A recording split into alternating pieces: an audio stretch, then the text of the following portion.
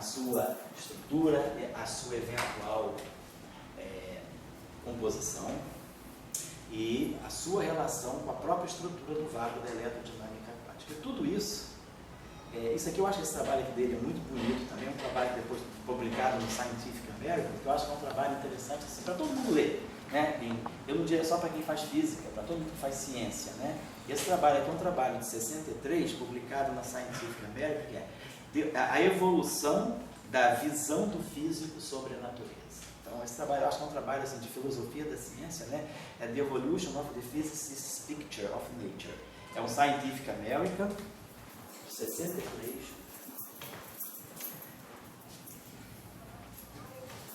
Por que ele dá? Sempre você vê que os trabalhos do Dirac, eles são intermediados, né, por questões técnicas, e quando as questões técnicas, as questões conceituais vão muito a fundo, ele vem com um trabalho de filosofia para, assim, é como se fosse, né, aquela coisa para adoçar um pouquinho, né, quebrar um pouco o aspecto técnico, e às vezes um trabalho técnico muito profundo, ele te faz refletir sobre a origem das coisas. Né? Então, eu acho que esse trabalho aqui é um trabalho, sobretudo para o nosso amiguinho. Mamãe, a senhora vai ter que ler esse trabalho para ler antes de dormir. É esse aqui. É isso aí, mais uma historinha noturna. É essezinho aqui, ó.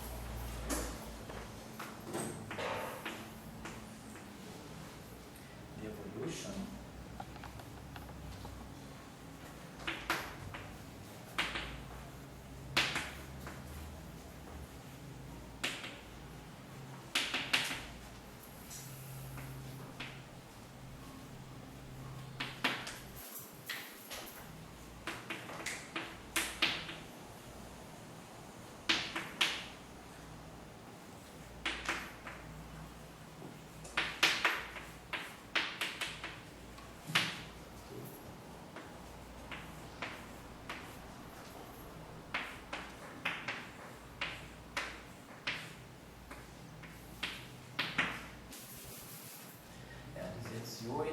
Volume 208, número 5, ano 63, página 45. Então, é um belo trabalho também, e eu vou dizer por que esse trabalho é muito interessante, assim, nesse contexto. Porque o que estava, assim, conduzindo o Dirac nesse período era a compreensão do elétron. Uma compreensão agora de um modelo mais clássico para o elétron. Ele tinha feito a teoria quântica, mas ele agora queria. Com a teoria quântica você não tem tanta chance de ver assim, os aspectos clássicos que depois a teoria quântica vai modular. Então ele queria ver agora qual é a física clássica que garante a estabilidade do elétron. Então ele vai com esses trabalhos. Agora, o trabalho que eu acho que culmina, eu acho que é um trabalho que ainda não foi nem muito descoberto pela física, é esse trabalho dele de 63.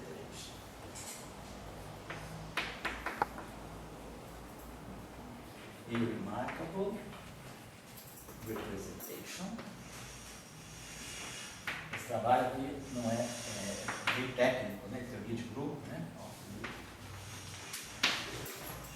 A Científica América ainda existe?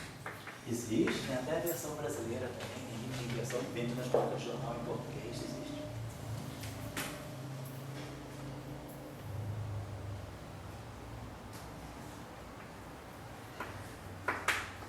Nessa época ela era preponderante, né? Ela continua assim? Continua importante, sim. Ela é traduzida quase todo o país, aí, boa tarde aí. É do mesmo grupo da Nature. Ah, do mesmo? A Scientific American? Eu nem sei, né? Ela foi do mesmo grupo da Nature. Eu acho que era. Bom, era. Então esse trabalho aqui é o Journal of Mathematical Physics.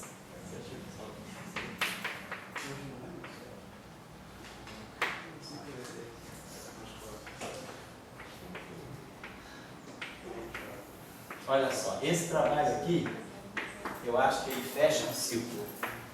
Eu acho que é o ciclo onde Dirac chega realmente ao, assim, enfia o dedão no modelo padrão. Esse trabalho, apesar de não estar nem publicado numa revista de física, está publicado no Journal of Mathematical Physics.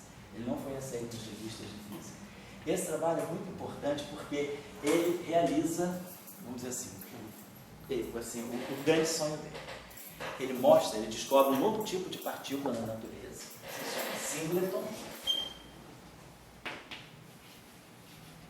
Ele mostra que esse grupo de Sitter, 3 mais 2, na verdade é um grupo de Sitter, isso foi redescoberto em 97 pela teoria de cordas, através do trabalho. Todo mundo já ouviu falar na chamada conjectura de Maldacena, aquela conjectura DS7T. A conjectura DS7T de Maldacena de 97, que foi rediscutida por Witten em 98, popularizada, na verdade, por Witten em 98, é esse trabalho aqui. E o Maldacena não cita, não por má fé, porque eu não conhecia esse trabalho. Esse trabalho é um trabalho completamente obscuro para a comunidade física. Aí o Witten, quando pega o trabalho de Maldacena e vai fazer uma espécie de uma releitura para popularizar, decifrar melhor, ele cita um trabalho do Dirac, mas cita o trabalho do Dirac errado. Cita o de 35. Não é esse. Esse trabalho que tinha que ser citado. Porque esse trabalho é o que está por trás da conjectura DS7T. E ele mostra, o Dirac mostra nesse trabalho, que o grupo de Sitter, ele admite uma representação. Ele cria, ele quiser admitir, não, ele mostra que deve existir na natureza um novo tipo de partícula que nós não vemos no mundo relativista, que o grupo de Poincaré não é capaz de dar, e essas partículas não existem no espaço de Minkowski. Elas só existiriam, quer dizer, a ideia do Dirac é que o nosso mundo de Minkowski é uma parede, mas nós vivemos numa hipersuperfície de um mundo 5-dimensional, por isso 3 mais 2 ali. Então, nós vivemos uma hipersuperfície de um mundo 5-dimensional, o nosso mundo é a parede. E tem uma 5ª dimensão. Essas partículas existem nesse mundo 5-dimensional, são chamadas de singletons. No espaço de Minkowski, quando essas partículas chegam nas bordas do espaço diante de Sitter, elas não existem como partículas livres, elas se recombinam, os singletons se recombinam para formar o elétron, para formar o fóton, para formar todas as partículas. Então, Dirac, ele chega a um modelo preônico. Na verdade, o que ele faz aí é a ideia de préons, e na verdade essa ideia dos préons, né? Préons, o nome está dizendo pre é anterior, on é partícula, são as partículas mais anteriores, são as partículas mais fundamentais. Essa ideia é retomada por Salan e por Yogesh Patil, que foi um estudante do Salan em 74, né? O professor Patil em 74, e já era professor em Maryland, ele foi aluno do Salan e foi para Maryland, foi ser professor em Maryland. E eles aí retomam esse trabalho de Dirac e lançam o chamado Patil-Saloon-Model, que é o modelo de préons, mostrando que o elétron é composto, o neutrino é composto, o fóton é composto, todas as partículas do mundo de Minkowski, do espaço-tempo de Minkowski, elas são compostas. Os singletons, eles saem do mundo 5-dimensional e se confinam no mundo de Minkowski, no espaço de Minkowski, eles não aparecem desconfinados como partículas livres. É como se fossem os quarks. Mas eles se combinam em estados ligados para formar as partículas conhecidas. Então, Dirac, finalmente, é isso que eu estou querendo colocar para vocês, o ápice da literatura dele, depois, claro, ele continuou publicando mais, né? Ele publicou 200, 500 vezes, mas, assim, eu acho que o ápice da criatividade dele foi esse trabalho, que talvez seja o mais obscuro para a comunidade física. Ele não foi aceito em revista de física, mas é um trabalho que mostra que depois é redescoberto, 30 anos depois, 35 anos depois, pela conjectura de Maldacena. Hoje, claro, quem estuda a conjectura DS7T, ela faz referência a esse paper, mas garanto que metade da pessoa nunca leu esse paper.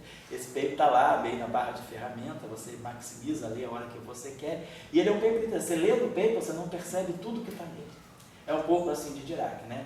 Dirac é aquela coisa, cada vez que você lê, você entende mais uma coisinha. Você lê daí a 10 anos, você tira coisa, daí a 20 anos, você tira alguma coisa. Eu acho que esse é o grande escritor, né? É aquele que é atemporal, passa o tempo e ele continua te dizendo coisa nova. Então eu acho que esse trabalho de Dirac é muito interessante, porque ele... Oi? Um poeta beatnik? Eu acho que ele era beatnik, tinha todo jeito. Então eu acho que assim, é importante a gente perceber essa linha que ele criou. E aí vocês veem que a preocupação dele, desde 27, é o elétron. Elétron, chega na década de 50, retoma essa discussão dos modelos clássicos para elétron, e hoje essa discussão é atualíssima, porque, como eu falei com vocês há 40 minutos atrás, a grande questão, uma das grandes questões da física de hoje, além de outras, né? Confinamento, energia escura, matéria escura, constante cosmológica, blá blá blá, é o momento de polo elétrico do elétron, que é completamente, a QED diz que é zero, o modelo padrão dá um valor que é 9 ordens, é 1 bilhão de vezes menor do que o valor, do que o limite experimental. Então é uma questão em aberto. E talvez essa discussão do elétron, quer dizer, será que não seria através da estrutura de singletons que a gente vai compreender o momento de dipolo elétrico do elétron? Depois, na década de 80, teve um grupo de pesquisadores, né, liderados por Flatô e Cohen, Moshe Flatô, mais um grupo deles, e colaboradores. Eles retomaram esse modelo de Dirac. Fizeram uma literatura muito interessante. Criaram, eles mostraram que esses singletons se dividem em 2 categorias, que eles chamaram. Uma categoria eles chamou de Di, e a outra categoria eles chamaram de Dirac. São 2 tipos de partículas. Tem 2 tipos de singletons, os Dis e os Diracs. Os Dis são bosônicos, e os Diracs são fermiônicos. Olha a supersimetria aí, em 63. Por que que Dirac, com os singletons, ele no fundo está antecipando a supersimetria? Por quê? Porque está no espaço de antidecímetro. E supersimetria é antidecímetro. Então, tem uma razão que essas coisas não acontecem à toa. Ele não sabia, ele nem estava pensando em supersimetria. Mas, na verdade, os 2 singletons, ele encontra o singleton bosônico e o singleton fermiônico. E aí, o Flatô, que era uma pessoa muito brincalhona, era excelente, ele deu umas aulas com a gente, ele era excelente. Ele já viu? Não. O Flatô morreu, ele morreu na década de 90, chegou a vir aqui ao Brasil também, mas ele era uma figura. Ele só usava a camisa dele, tinha cada flor de maracujá desse tamanho, né? E ele tinha essa unha aqui de trocador. Essa unha, a gente adorava ver ele dava uma garra, que assim, a unha dele quase que entortava, gravitacionalmente. Sofria encurvamento gravitacional. Eu não sei porque ele tinha essa mania dessa unha, não sei se era para limpar o ouvido de vez em quando, né? Mas ele tinha essa unha, assim, ele dava aula, o apontador dele era unha. Aí vai quebrar, a gente vai quebrar. E pá, ele fazia um barulho no quadro, né? E ele foi o cara que popularizou esse trabalho do Dirac, os Dis e os Diracs, né? Então esse trabalho do Dirac, de singletons, é muito interessante, que é um trabalho de grupo de antidecímetro que se repercute para o espaço do microscópio. Na verdade, o que Dirac quis com tudo isso? Que ele estava obcecado, composição do elétron. O Dirac é aquele tipo, né, daqueles antigos bandeirantes, né, que morriam no interior do Brasil achando que tinham descoberto as pedras preciosas, né? Os caras, né, tem aquela história do Fernando Dias Paz Leme, né, que ele morreu delirando achando que tinha descoberto esmeraldas, quando na verdade eram pedras preciosas. Dirac passou a vida inteira dele, vamos dizer assim, o grande diamante do Dirac é o elétron. Então, se vocês lerem a literatura diraciana, ele nunca se afastou do elétron. E é claro, lendo o elétron, estudando o elétron, ele foi trazendo as contribuições que influenciaram fortemente a construção do modelo padrão. E ele combina com esse trabalho de 63, claro que ele continua a publicar direto depois, eu não estou colocando a literatura dele até a década final. Lá no final da década de 70 ele já faz muitos trabalhos de revisão histórica, assim, visão de física, né? Mas o que é interessante também vocês observarem, que eu acho que isso quebra um pouco um preconceito que tem na comunidade, na formação nossa de física, que é aquela coisa que não se pode misturar física com filosofia. Eu acho que o Dirac é o grande exemplo de que ele fazia uma série de coisas técnicas e depois ele ia, vamos dizer assim, fazer um relax na filosofia, né? E ele trouxe coisas muito interessantes, assim, que são, assim, para um estudioso de história ou de epistemologia, eu acho que os trabalhos do Dirac têm muita coisa a dizer. Eu acho que, infelizmente, né, assim, a comunidade da filosofia da ciência, assim, em grande parte, não descobriu o Dirac. Eles ficam muito no Leucipo, né, Demócrito, né, nos gregos, nos pré-socráticos, nos atomistas, né?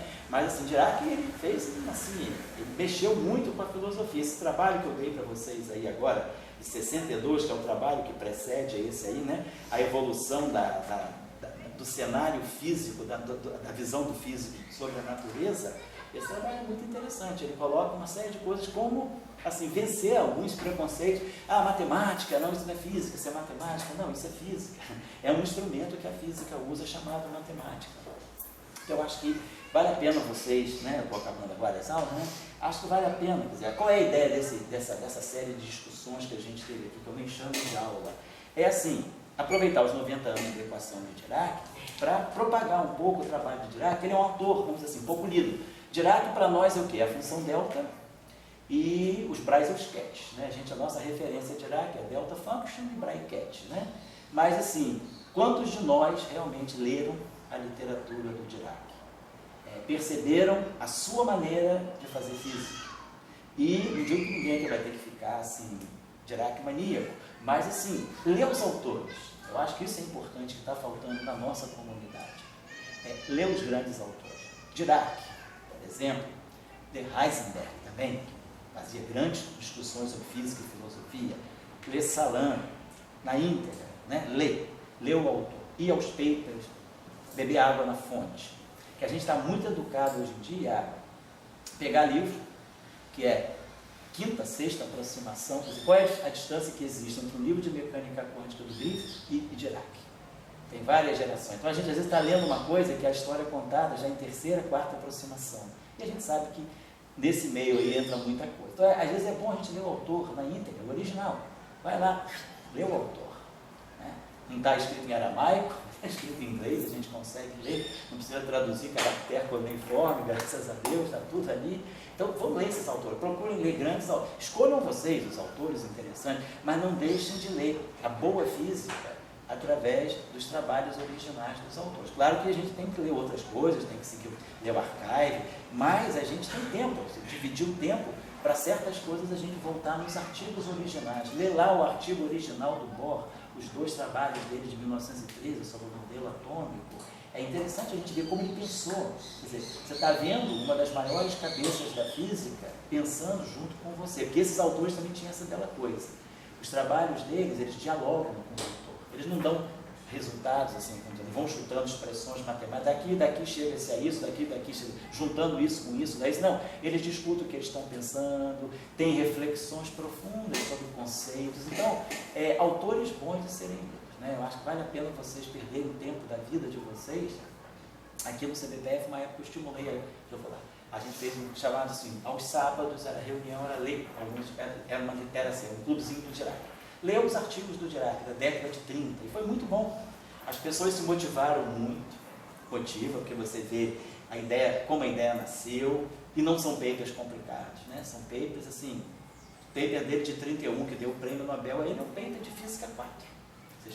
Sabendo a básica de estrutura da matéria, a equação de Schrödinger, sabendo coordenadas polares, coordenadas esféricas, resolver a equação de Schrödinger, coordenadas esféricas, não tem problema nenhum. É saber mecânica quântica básica, eletromagnetismo básico, equações de Marx, Roberto, acabou assim. Né? Então, procurem ler. Hoje em dia, como eu falei com vocês, por exemplo, um autor que eu gosto muito hoje em dia é o Wilczek.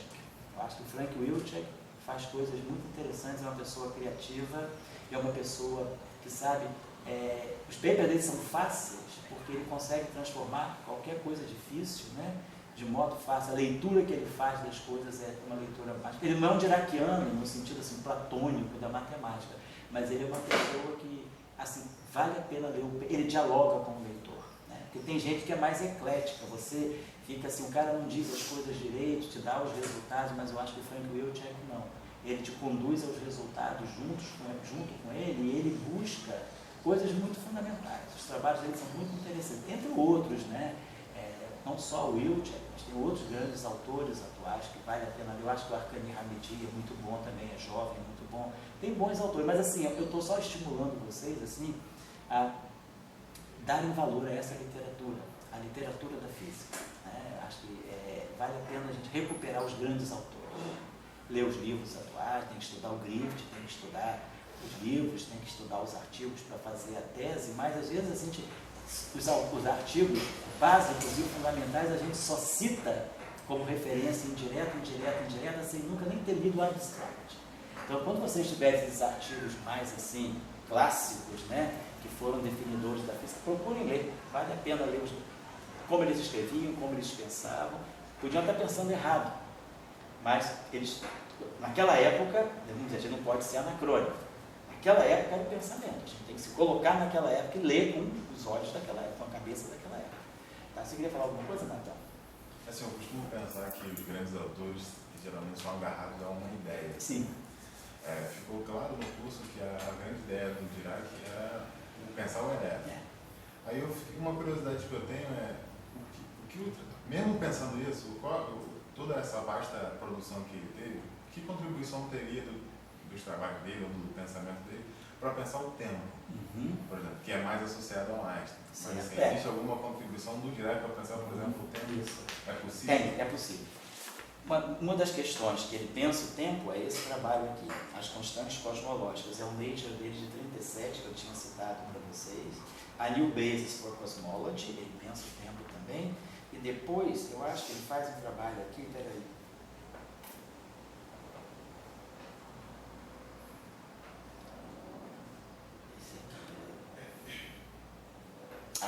A energia é o complementar do tempo na mecânica quântica, né? As grandezas complementares.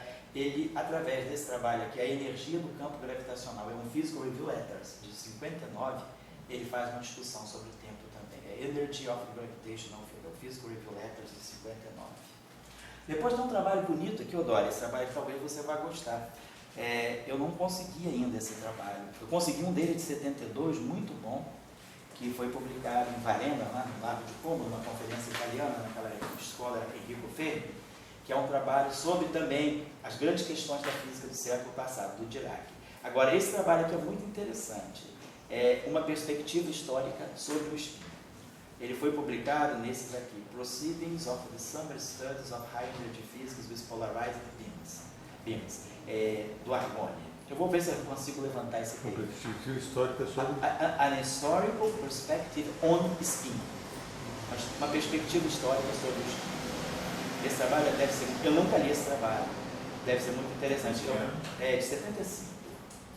Eu vou ver se eu acho esse trabalho. Quer dizer, eu tentei conseguir esses procedimentos, não consegui. Mas escrevendo para o laboratório, certamente lá pelo Argoni, eles podem mandar para a gente. É daquele chamado... É o Argonne National Laboratory. Argonne 75, 1975. Uma coisa interessante era você colocar para a gente os trabalhos, esse New Classical Theory. Sim. Um que você botou, dois que você botou só semana passada. Sim. Um que você leu e o outro que do Dirac sobre filosofia. Sei. 89, acho. Isso. Você colocar para a gente, que essas coisas que você bota por semana. Tá, mandar para vocês. Incluir. Tá, eu mando para vocês o PDF. Tá. Eu mando para vocês. Inclusive aquela parte que você leu, do Dirac, dá uma listada, legal, porque tá certo. aquilo é uma coisa legal. Eu acho que tá certo. Eu acho que outra coisa importante chamar a atenção de vocês é que é muito comum no meio da física, né? Assim, muito tecnicista, né? Dizer, isso não é física, isso é filosofia, não sei. Não entre, assim, meu conselho, né? É não entrar muito nesse preconceito, com essa coisa. Física é física, filosofia é filosofia, mas física é filosofia natural. Isso eu vi muito interessante. Eu lembrei para o professor Salan, se você não soubesse que o professor Salan era prêmio Nobel, você ia dizer que ele era um embusteiro. Porque o Salan era aquele indiano que adorava fazer uma numerologia, sabe brincar com as coisas, né? Então, ele fazia essa, vamos dizer, filosofia de botequim o tempo todo. Então, não tenho medo. Acho que Dirac, ele não perdeu tempo, ele investiu um bom tempo dele fazendo coisas de filosofia. Cara, se alguém chegar para você e dizer, não, olha, e Dirac? Será que Dirac era pouco sério? Né? Então, a gente vai fazer física, mas isso não impede que você consiga conectar, né? Como Dirac fazia. Ele fazia trabalhos, a gente vê que na literatura dele tem uma ciclicidade. Trabalhos técnicos, daí a pouco ele vem com uma reflexão filosófica de amplo espectro. Então, eu acho que isso é importante para a gente também perceber que ele fez boa física porque ele sabia filosofia. Ele não fez boa física porque ele sabia só derivar, integrar e expandir em série. Ele fez boa física porque ele sabia filosofia. Salan fez boa física porque se preocupava com filosofia. Heisenberg fez boa física porque se preocupava com filosofia. Eu acho que tirar a filosofia do estudo da gente é uma violência. É tirar a capacidade que a gente tem de pensar. Porque a filosofia nada mais é do que um belo laboratório de pensamento, né? É diferente da física, né? E a filosofia não precisa, você não precisa chegar no laboratório e mostrar que é verdade. Você precisa simplesmente saber fazer uma experiência profunda com os pensamentos.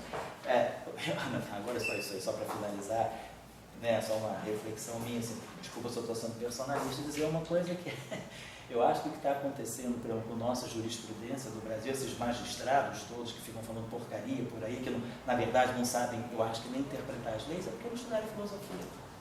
O cara, em vez de ler Kant, em vez de ler Voltaire, O cara lê o quê? A tese de Alexandre de Moraes, o cara lê a tese de Sérgio Moro, né? Então, quer dizer, o cara acha que está lendo grandes teses, grandes magistrados, porque está lendo essas merrecas de teses de doutorado, que é quotation o tempo todo, né, citando o autor. Vai ler Voltaire, vai ler Kant, vai ler Gramsci, vai ler os grandes, vai ler Marx também, vai ler também, sei lá, Adam Smith, não importa, não precisa ser esquerdo, mas vai ler os pensadores.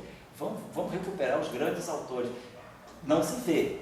Eu conheço muito magistrado, eu conheço da minha família, inclusive, tem juiz assim, que de filosofia pensa que filosofia é conversa de botequim. Então eu acho que a falta de filosofia ela está fazendo o mundo emburrecer. Nós emburrecermos, né, como na ciência. E o Bolsonaro? Acaba dando no Bolsonaro, né? O Bolsonaro é falta de filosofia. Quem lê filosofia certamente não vai ser bolsominion, né? Certamente. Então é isso, eu acho, sabe, pessoal, que às vezes a gente é muito mal guiado em física. Eu já ouvi muito isso, né, como estudante, e às vezes assim, até na vida adulta, assim, né, a gente ouve muitas isso é física. Aquele é filósofo, né, físico, ele mistura as coisas.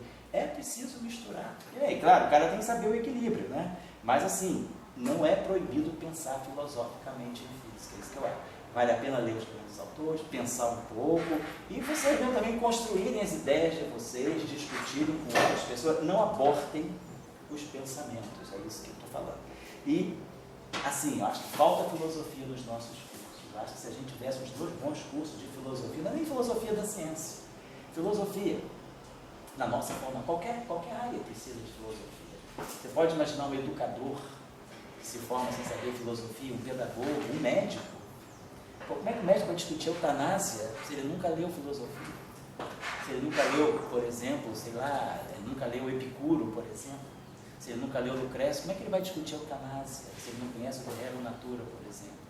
Então, quer dizer, médico precisa, engenheiro precisa, físico precisa, química, né? Filosofia é fundamental. Aí a gente, não tendo isso nos cursos, a gente tem que procurar, mas assim, sem medo de assumir que é importante. Você não vem fazer a faculdade de filosofia, agora eu vou fazer o curso de filosofia, não. Mas assim, ouvir seminários, ler livros, ler textos, assim, deixar a filosofia também te dizer alguma coisa. Não é só ficar, a gente não nasceu só para, não se formou em física, só para ficar escrevendo lagrangiano e derivando e calculando gráficos de Feynman e assim, resolvendo as questões técnicas da física. A gente tem que pensar, as grandes mudanças que a física teve, né, foram todas mudanças assim, quando houve uma quebra mesmo de paradigma violento. E aí, quebrar paradigma é só com filosofia. Então é isso aí, espero que essa leitura tenha sido útil. Assim, Dirac não é o único, né, tem muitos outros autores que vocês podem eleger aí para ler, mas eu acho que Dirac, assim, eu coloquei Dirac porque ele foi muito importante, não é clara. Não é clara para a comunidade, significa, as pessoas são inteligentes e sabem disso, mas assim, não é muito ressaltado isso quando vocês estão se formando no nível de formação, a importância do Dirac na construção da física de hoje. Dirac está presente aqui em cada momento que a gente fala da teoria eletrofraca, que a gente fala da QCD, que a gente fala das teorias de unificação, que a gente fala de supersimetria. Eu considero que a descoberta da supersimetria foi no paper de 63 de Dirac, apesar de a literatura da supersimetria não colocar, porque o paper não é de supersimetria, mas a supersimetria está ali, o espaço de antidecíclero. Não é à toa que supergravidade é antidecíclero. Não é à toa que os singletons são bosônicos e fermiônicos, está tudo implícito ali. Então, um trabalho assim que a gente vai na fonte desse autor, você muda a tua visão. O que é a supersimetria? É misturar Fermi com bóson? Não. Supersimetria é olhar o trabalho de Dirac diante desse. Você vai compreender a origem da supersimetria no espaço-tempo. Depois isso aí se desdobra, tem partículas supersimétricas, não tem, pode ser. Mas se você não medir as partículas supersimétricas no LHC, isso significa que não existe supersimetria? A leitura que a gente tem lendo Dirac ou não. Tem supersimetria sim, não importa se encontra as partículas. Supersimetria não é partícula supersimétrica, supersimetria é espaço-tempo. Partícula supersimétrica é um possível desdobramento da supersimetria. A gente tem simetrias muito importantes na física que não tem partícula associada a ela. Simetria conforme, que é fundamental na física. Transição de fase não acontece sem simetria conforme. E, no entanto, não tem uma partícula associada à simetria conforme. Então, a supersimetria, mesmo que não se descubram as partículas supersimétricas, isso não significa que a supersimetria está morta. Isso significa que um modo de nós conectarmos a supersimetria com o nosso mundo das vastas energias está errado. Está errado, é a nossa postura, não é a simetria. Tá? Eu só queria chamar a atenção disso e lendo Dirac isso fica claro. Como você compararia, assim, num grande final, aí, Dirac e Einstein? Como é que você veria assim, nos caminhos que eles fizeram?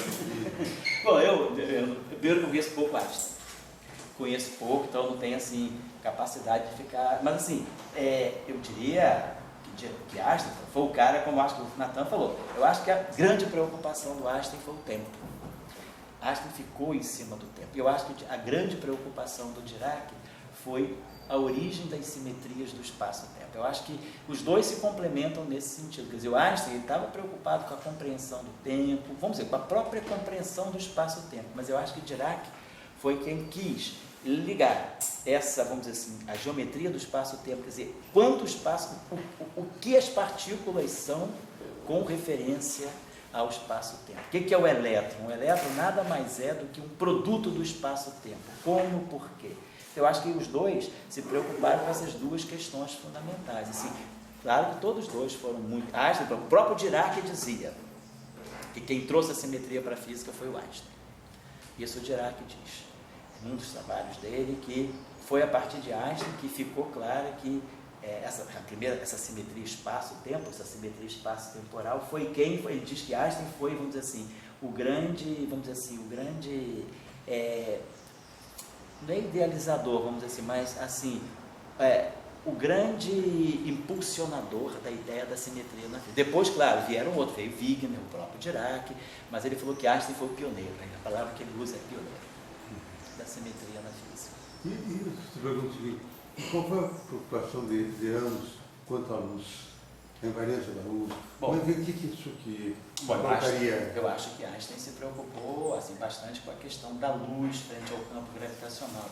Dirac se preocupou mais, eu acho, que com as manifestações da luz. Quer dizer, Dirac, como a luz se desdobra em partículas, por exemplo.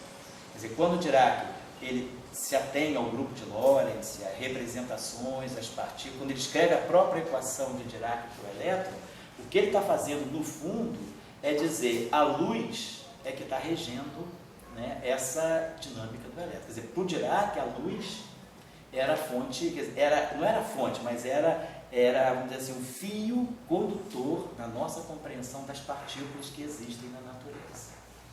Sim, e nesse ponto do filosófico que você coloca, quer dizer, você tem duas grandes filosofias, né? A gente chama de neoliberalismo e liberalismo, e daí você, digamos, cada ciência, você tem o reducionismo Sim. E a visão sistêmica da natureza. Você acha que, digamos, ambos, no final da história, eles foram reducionistas? Eu acho que Dirac foi mais reducionista. Eu acho que Einstein menos reducionista. Mas eu acho que Dirac certamente era bem reducionista. Mas eu acho que o Dirac era um reducionista, assim, com uma questão mais de método. Dirac sabia que o que ele queria compreender, na verdade, eram as interações, era o sistema. Mas ele tinha aquela mentalidade dele de reduzir sempre em pequenas partes. Então eu acho que Dirac, ele era certamente platônico e reducionista. Mas eu acho que como isso era um passo que ele estava dando para tentar compreender um todo. Agora eu acho que Einstein era mais sistêmico do que o Dirac. Einstein queria compreender a estrutura do universo como um todo. Eu acho que quando ele introduz a constante cosmológica, ele está sendo bastante sistêmico. Sempre o pessoal fala que o Einstein teve um período primeiro, né, que identificou a física, assim, e teve um período segundo que ele se afastou da física. Você acha que esse período segundo que ele se afastou da física, vamos dizer, seria um período diraciano? Eu acho que foi o período mais diraciano. Foi o período mais da mecânica quântica. Mas não seria nem de Bohr, nem de Heisenberg. Seria, porque é claro que todo mundo participou, né? Mas se for dar um nome, seria um período diraciano? Acho que mais diraciano, eu acho que sim. Eu, francamente, assim, o professor Dirac, lá em Trieste, ele nunca, assim, falou nada da relação dele assim com Einstein. Ele citava Einstein, eu lembro que assim, explicitamente ele falou que Einstein foi o pioneiro das simetrias na física. Mas ele assim nunca falou. Para mim ele era muito reservado, né? Se você perguntasse, talvez ele dissesse, mas assim, qual foi a relação que ele teve com Einstein, os encontros, assim, o que aquilo saiu. Mas eu entendo assim, que o Dirac era reducionista e platônico, como assim, era uma época, ele falou, eu tenho que ser isso, para poder que lá na frente alguém compreenda sistemicamente. Ele então assumiu, né, essa carga de ser reducionista para preparar o reducionismo para alguém poder ser sistêmico lá na frente. Eu acho que ele fez esse trabalho muito bem feito. Você acha que essa visão que a física ficou de teoria de unificação, S2 plus 1, S5, devido a esse chão reducionista que foi? Eu acho que sim, eu acho que sim.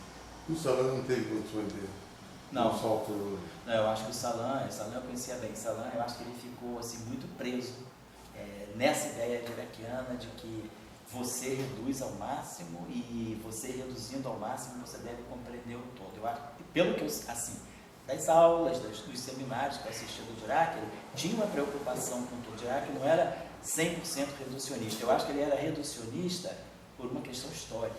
Ele compreendeu que o papel dele na física, naquele momento, tinha que ser o papel do reducionismo. As últimas palavras, assim, as últimas palestras dele, 81, 82, ele deixa isso bem claro. Eu acho que o Salan não, acho que o Salan, aquele jeito dele meio de mercador, né? Ele, digamos assim, ele entendeu que ele tinha um produto e que ele podia faturar em cima desse produto, né? Eu acho que o Salan ficou um pouco nessa coisa assim, do homem das caravanas, do beduíno, que vende o seu produto, e ele se acostumou. Então o Salan era realmente assim, uma pessoa que fez daquilo, vamos dizer assim, um modo de viver em física. Eu acho que Dirac é diferente. Se Dirac tivesse vivido 200 anos, certamente depois dos 90 ele teria sido sistêmico. Pelo que eu entendo dele, pelo que eu, assim, das conversas, né, das aulas, dos seminários ao vivo, das perguntas que eram feitas e como ele se colocava diante dessas perguntas, nas mesas redondas, nos debates, né, ele tinha que cumprir uma missão. A missão dele nesse momento era ser reducionista. É isso que eu entendo. Gente, então obrigado aí, a gente vai caminhar aí, não tem nada não. Palma, palma para você, meu querido, que está aqui aguentando esse tio velho falando 2 horas. Então tá.